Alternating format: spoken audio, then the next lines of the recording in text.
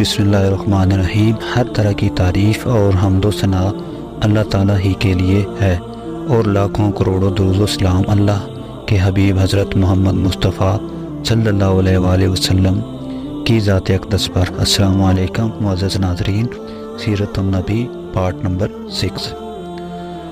उस ज़माने में अरब का दस्तूर ये था कि जब इनके यहाँ कोई बच्चा पैदा होता तो वो देहात से आने वाली दाइयों के हवाले कर देते थे ताकि देहात में बच्चे की नशोनुमा बेहतर हो और वो खालिस अरबी सीख सके। दाइयों का काफ़िला मक्का में दाखिल हुआ। उन्होंने उनके घरों की तलाशी शुरू की जिनमें बच्चे पैदा हुए थे। इस तरह बहुत सी दाइयाँ जनाब अब्दुल मुत्तलिब के घर भी आईं। नबी करीम सल्लल्लाहु अलैहि वसल्लम को देखा, लेकिन जब उन्हें मालूम हुआ कि ये बच्चा तो यतीम पैदा हुआ है तो इस ख्याल से छोड़कर आगे बढ़ गए कि यतीम बच्चे के घराने से इन्हें क्या मिलेगा। इस तरह दाइयाँ आती रहीं जाती रहीं, किसी ने आपको दूध पिलाना मंजूर ना किया। और करती भी कैसे, ये सादत तो हलीमा सादिया के हिस्से में आना थी।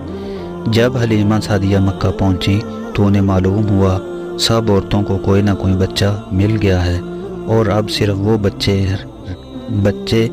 रह गए हैं और अब कोई बच्चा बाकी नहीं बचा। हाँ, एक बच्चा रह गया है जो यतीम है और जिसे दूसरी औरतें छोड़ गई हैं। हलीमा सादिया ने अपने शौहर अब्दुल्ला इब्ने हारिस से कहा, खुदा की कसम मुझे ये बात बहुत नागवार गुजर रही है कि मैं बग़ैर बच्चे के जाऊं, दूसरी औरतें बच्चे लेकर जाएं, ये मुझे ताने देंगी। इसलिए क्यों ना हम इस यतीम बच्चे को ले लें। अब्दुल्ला बिन हारिस बोले, कोई हर्ज नहीं, हो सकता है अल्लाह ताला इसी बच्चे के ज़रिए हमें खैर व बरकत अता फरमाए। चुनांचे हज़रत हलीमा सादिया अब्दुल मुत्तलिब के घर गईं। जनाब अब्दुल मुत्तलिब और हज़रत आमना ने इन्हें खुश आमदीद कहा। फिर हज़रत आमना ने इन्हें बच्चे के पास ले गई। आप इस वक्त एक ऊनी चादर में लिपटे हुए थे। वो चादर सफ़ेद रंग की थी। आपके नीचे एक सब्ज़ रंग का रेशमी कपड़ा था। आप सीधे लेटे हुए थे। आपके सांस की आवाज़ के साथ मुश्की सी खुशबू निकल कर फैल रही थी। हलीमा सादिया आपके हुस्न जमाल को देखकर हैरत ज़दा रह गईं। आप इस वक्त सोए हुए थे।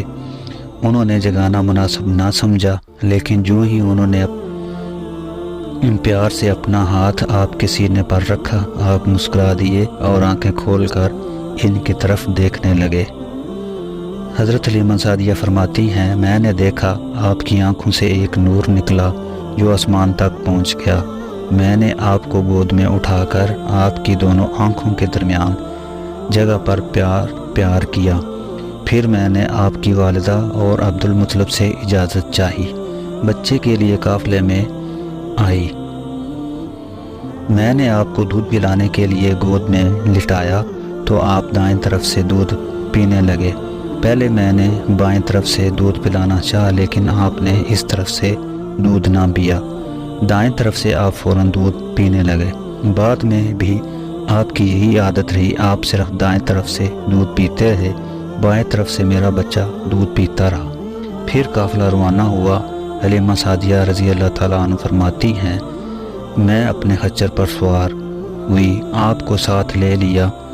अब जो हमारा खच्चर चला तो इस कदर तेज़ चला कि इसने पूरे काफ़िले की सवारियों को पीछे छोड़ दिया। पहले वो मरियल होने की बिना पर सबसे पीछे रहता था। मेरी ख़वातीन साथी हैरानगी से मुखातब हुई, है हलीमा, ये आज क्या हो रहा है? तुम्हारा खच्चर इस कदर तेज़ कैसे चल रहा है? क्या ये वही खच्चर है जिस पर तुम आई थी और जिसके लिए एक कदम उठाना मुश्किल था?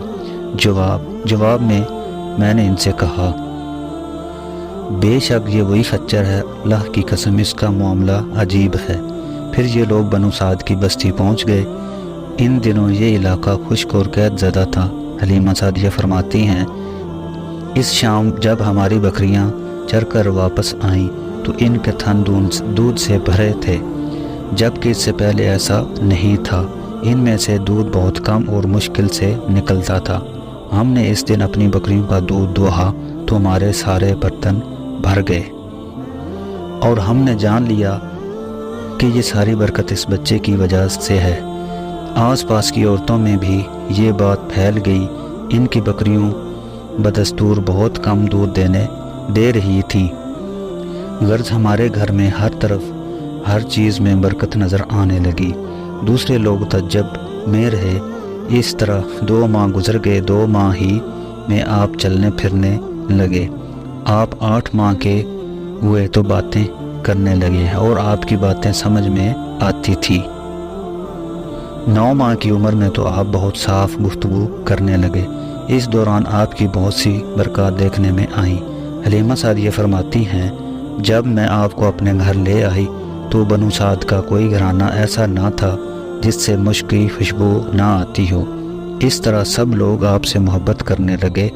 جب ہم نے آپ کا دودھ چھڑایا تو آپ کی زبان مبارک سے یہ الفاظ نکلے، اللہ اکبر کبیرہ والحمد للہ کثیرہ سبحان اللہ وبکرۃ واسیلہ، یعنی اللہ تعالیٰ بہت بڑا ہے، اللہ تعالیٰ کے لیے بے حد تعریف ہے اور اس کے لیے صبح شام پاکی ہے۔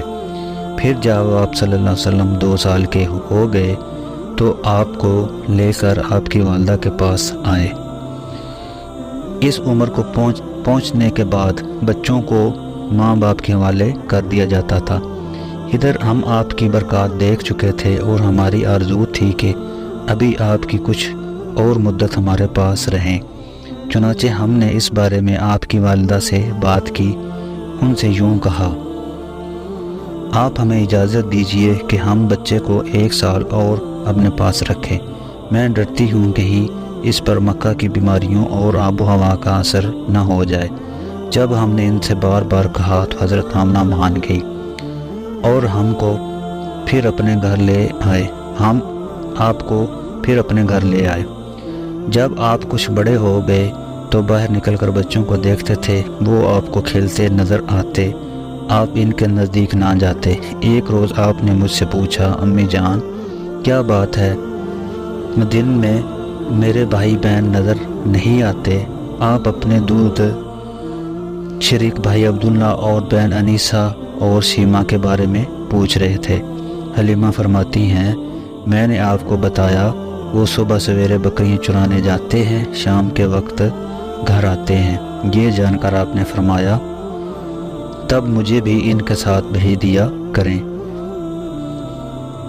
اس کے بعد آپ اپنے بھائی بہنوں کے ساتھ جانے لگے۔ آپ خوش خوش جاتے اور واپس آتے۔ ایسے میں ایک دن میرے بچے خوف زدہ انداز میں دوڑتے ہوئے آئے اور گھبرا کر بولے، امی جان جلدی چلیے ورنہ بھائی محمد صلی اللہ علیہ وسلم ختم ہو جائیں گے۔ یہ سن کر ہمارے تو ہوش اڑ گئے۔ دوڑ کر وہاں پہنچے، ہم نے آپ کو دیکھا، آپ کھڑے ہوئے تھے، رنگ اڑا ہوا تھا، چہرے پر زردی چھائی ہوئی تھی، اور یہ اس لیے نہیں تھا کہ آپ کو سینہ چاک کیے جانے سے کوئی تکلیف ہوئی تھی، بلکہ ان فرشتوں کو دیکھ کر آپ کی یہ حالت ہوئی تھی۔ حلیمہ سعدیہ فرماتی ہیں، ہم نے آپ سے پوچھا کیا ہوا تھا؟ آپ نے بتایا، میرے پاس 2 آدمی آئے تھے، وہ دونوں حضرت جبرائیل اور حضرت میکائیل علیہ السلام تھے۔ ان دونوں میں سے ایک نے کہا، کیا یہ وہی ہیں؟ دوسرے نے جواب دیا، ہاں یہ وہی ہیں۔ پھر وہ دونوں میرے قریب آئے، مجھے پکڑا اور لٹا دیا۔ اس کے بعد انہوں نے میرا پیٹ چاک کیا اور اس میں سے کوئی چیز تلاش کرنے لگے۔ آخر انہیں وہ چیز مل گئی اور انہوں نے اسے باہر نکال کر پھینک دیا۔ میں نہیں جانتا وہ کیا چیز تھی۔ اس چیز کے بارے میں دوسری روایات میں یہ وضاحت ملتی ہے کہ وہ سیاہ رنگ کا ایک دانہ تھا۔ یہ انسان کے جسم میں شیطان کا گھر ہوتا ہے اور شیطان انسان کے بدن میں یہی سے اثر ڈالتا ہے۔ حلیمہ سعدیہ فرماتی ہیں، پھر آپ کو گھر لے کر آئے۔ اس وقت میرے شوہر عبداللہ بن حارث نے مجھے کہا، حلیمہ مجھے ڈر ہے کہ اس بچے کو کوئی نقصان نہ پہنچ جائے، اس لیے اسے اس کے گھر والوں کے پاس پہنچا دو۔ میں نے کہا ٹھیک ہے۔ پھر ہم آپ کو لے کر مکہ مکرمہ کی طرف روانہ ہوئے۔ جب میں مکہ کے بالائی علاقے میں پہنچی تو آپ اچانک غائب ہو گئے۔ میں حواس باختہ ہو گئی۔